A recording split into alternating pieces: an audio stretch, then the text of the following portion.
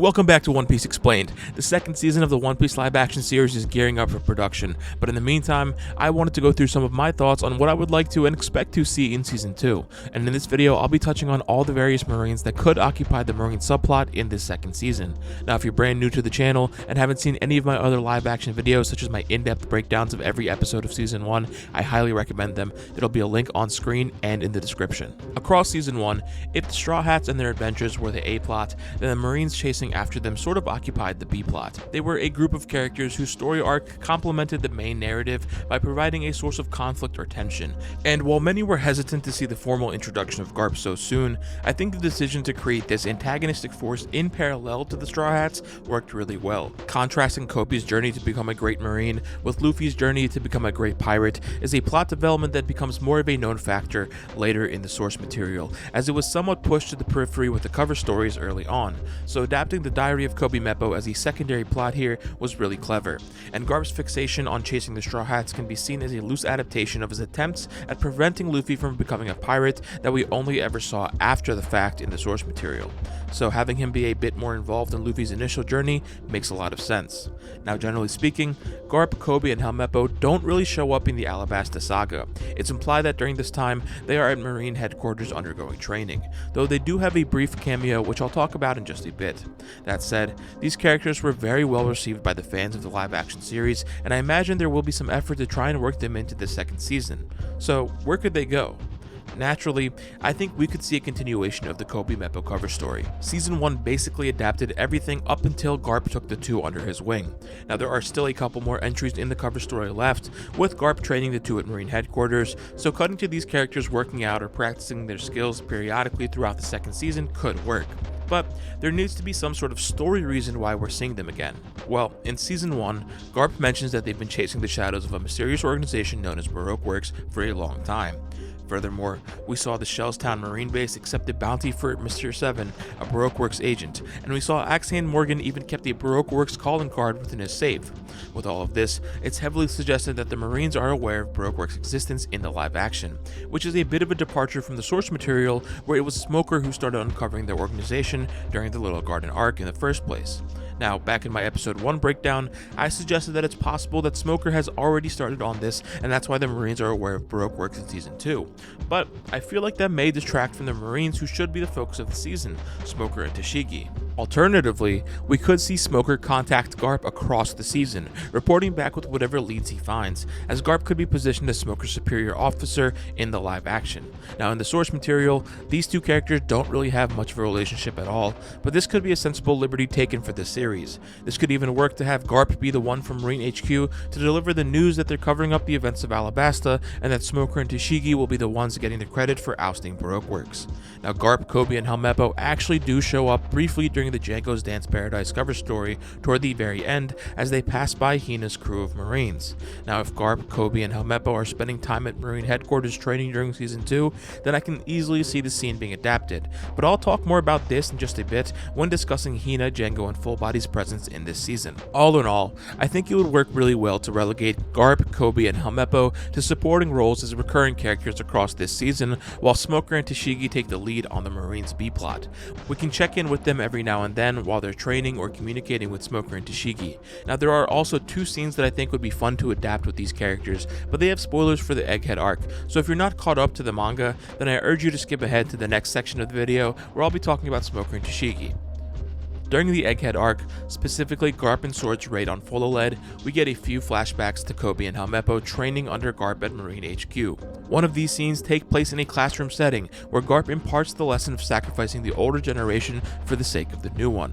Now, in that classroom, you can spot a few other future Marines such as Prince Groose and what may be Kujaku. Later in that chapter, we also learn that Kobe has been doing some extra training in order to make up for his lack of natural ability, and as such, has been practicing on battleships much like Garp did for his training. Both of these scenes were revealed to us fairly recently in the source material, so including them in sort of real time in season 2 would be pretty neat and allow for some fun Easter eggs of characters who probably won't ever get proper adaptations. Our main Marine point of view in this season should be from Smoker and Tashigi. Just like in the source material, they'll have a run-in with the Straw Hats in Loguetown and chase them into the Grand Line. However, there may be some small departures here, as in the live action, Smoker has already seen Luffy's bounty poster as teased at the end of Season 1, while in the source material, he doesn't know who Luffy is until he learns about him at the execution platform. Now, all in all, Smoker and Tashigi don't have that much screen time in the Alabasta saga. We see them once toward the end of Little Garden when the Marines intercept a conversation between Sanji and Crocodile while interrogating Mr. 11. Now, it's here that they first start uncovering the criminal organization that is known as Baroque Works, but as we discussed earlier, Baroque Works is more of a known factor in the world of live action, so there may have to be some changes to this scene. We then don't see the Marines until the Alabasta arc in Nanohana, when Smoker confronts Ace at a restaurant. They're interrupted by Luffy, and a chase ensues, with Ace ultimately holding off the Marines and allowing the Straw Hats to escape. Most of Smoker and Ace's clash is off-screened in the manga, so I can see them extending their battle just a bit in the live action. But after that, we wouldn't see Smoker and Tashigi until the crew arrived at Rain Base. This would cause another chase sequence, with most of the Straw Hats along with Smoker ending up imprisoned by Crocodile in the Rain Dinners casino. The Straw Hats end up escaping and save Smoker's life. With this, Smoker realizes that whatever the crew is up to, they're doing it to stop Crocodile and allows them to go free for now. He gets word of something he needs to tend to and tells Tashigi to follow her own sense of justice, causing her to go after the Straw Hats. So for most of the time in Alubarna, Tashigi is in charge, but gets outmatched by Miss All Sunday and is forced to assist the Straw Hats in their endeavors. Now this is actually a big moment for Tashigi, as she realizes by the end of the arc that she wasn't following her sense of justice, but rather she had no choice but to help the Straw Hats due to her own weakness, and vows to grow stronger. This personally is one of the most interesting parts of early One Piece for me, and made me really love Tashigi as a character. Not unlike Koby, she desires to become stronger so she can follow her sense of justice and make it a reality. Smoker returns at the tail end of the arc, having taken in a rain-making vessel used by Baroque Works, and it's here where we get one of his iconic scenes in the series, with him rejecting the credit for taking down Crocodile and telling his superiors to shove off. As I suggested earlier, this could be adapted as a conversation between Garp and Smoker in the live action. Smoker and Tashigi could be reporting back to Garp with their pursuit of Baroque Works and any of their other appearances, such as after Little Garden or during Nanohana as well. Now, a big part of Smoker's character is that he doesn't give a damn about what his superior officers think. So when I say Smoker would be reporting back to Garp, I guess I mean more so in the sense that Garp is the person that Smoker is telling off or disregarding. We never see who Smoker's higher ups are in the source material, and he as a captain is the highest ranking Marine we know of at that point, aside from Brand New or other captains like Nezumi and Morgan. So it makes some sense to make use of Vice Admiral Garp here in this role. I somewhat expect them to work Smoker and Tashigi into more of the story as well. For example, there could be some reason for them to have been at Drum Island, perhaps as a result of Blackbeard's attack, or even perhaps after the aftermath of Wapol being forced out by the Straw Hats. They reimagined a lot of Koby's character arc in the first season, so I think it's totally reasonable for them to do so with Smoker and Tashigi here in Season 2. Okay, we talked about Garp's crew and Smoker and Tashigi, but now for the fun part. Hina, Django, and Full Body. Relative to the Marines we just discussed, this group does not occupy a lot of space in the Alabasta arc, or at the story at large, to be honest. But after the Diary of Koby Meppo cover story comes Django's Dance Paradise, which runs throughout the bulk of the Alabasta saga. Now, I don't necessarily expect them to adapt it to the extent that they did the Koby Meppo cover story, but I think there's some fun opportunities to at least nod to it. As a brief recap, this cover story involves the former Black Cat pirate Django, making his way to Mirrorball Island where he befriends Full Body, and the two end up serving as Marines under Captain Hina. Now, the major problem here is that neither Django nor Full Body exist in the live action in the same capacity as they do in the source material. Django is only ever teased in an Easter egg on a bounty poster, while Full Body makes a cameo at the Baratier, but is never named nor identified as a Marine. That said, Django and Full Body make an appearance in the main story at the end of the Alabasta arc alongside Hina, so it wouldn't be unreasonable for them to appear in the live action as well, maybe as a peripheral plotline. So let's get into the possibilities. This story could actually start all the way back in Loguetown with Full Body. You see, in the anime, Full Body runs into the Straw Hats after getting word of Luffy's bounty just before the crew arrives in Loguetown. A similar scene could be adapted into the live action, with Full Body recognizing Sanji aboard the ship and sending word to the Marines at Loguetown that the dangerous Straw Hat crew was inbound. From there, we can see a very brief adaptation of the events on Mirrorball Island in the Django's Dance Paradise cover story. Now, while Mirrorball Island was shown on several maps and even referenced by Zoro in episode 3 with mention of the Funky Bar, I'm not sure that it will ever be worth their budget to create that setting for such a small storyline. Instead, if they are interested in pursuing this, then I could see it actually taking place on Vacation Island, where we first find Mr. 3 and Miss Golden Week during the Little Garden arc. Vacation Island was also shown in a small Easter egg back in season 1 in a painting in the Bratier, but I have some hesitations with the creators deeming it worthwhile enough to create the setting, so we'll have to see. If they do, then Django and Full Body could just be placed as characters in the background as an Easter egg, just insinuating that the events of the cover story are happening for those who seem to recognize it. Afterwards, we could see Django and Full Body alongside Hina at some point when Smoker is speaking with Marine HQ, perhaps with Garp as I suggested earlier.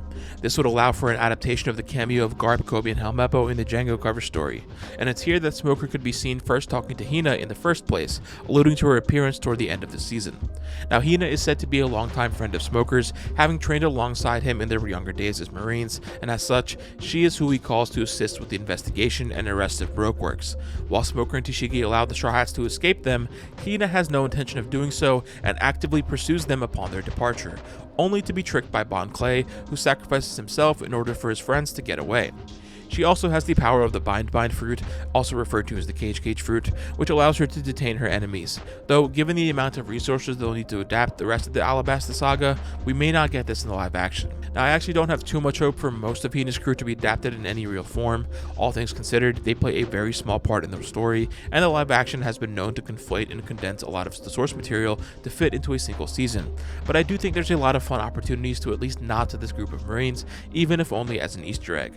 That said, there are also a bunch more smaller Marines who could have similar Easter egg treatments. When Luffy's bounty is first issued, we get a glimpse of Marine headquarters, where we see several Marines who at the time are not necessarily named yet. The only one identified is of course Brand New, who is reviewing the East Blue bounties, but present amongst the group are also the Vice Admiral Stainless and Cancer. For the reasons we discussed earlier, I think it's possible we get to see Marine headquarters as a proper setting in this season, perhaps as early as the first episode, to reintroduce Kobe, Helmeppo, and Garp. As such, I can totally see the scene of Luffy's bounty being discussed adapted into the season as well. And perhaps when panning over the exterior of Marine HQ, we could even see John Giant, just as we did in the source material. This would also work to give a small nod to the existence of giants in this world, as we would find out later on during the Little Garden arc episodes. Perhaps they could even play with perspective here, just like in the manga, where you don't realize that this character is actually a giant at the time.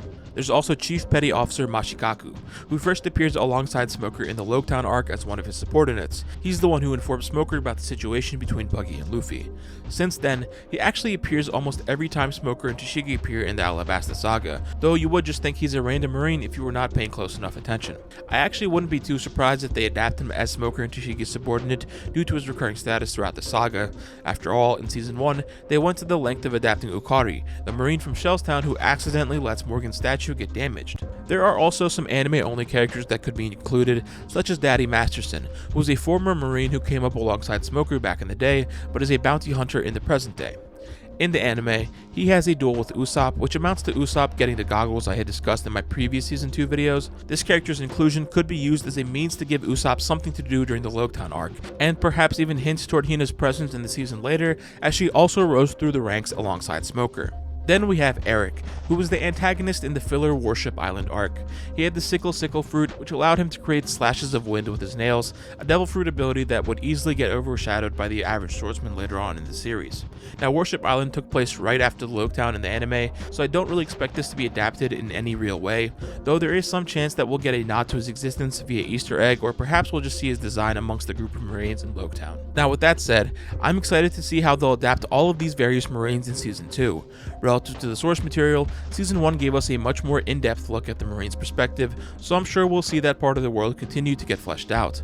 Let me know in the comments if you're excited for anything in particular, or if you like some of my potential suggestions for how they can adapt these characters. If you enjoyed this video and want to see more videos like this one, be sure to subscribe. I have more of these Season 2 videos in the works, and I look forward to sharing my thoughts again soon.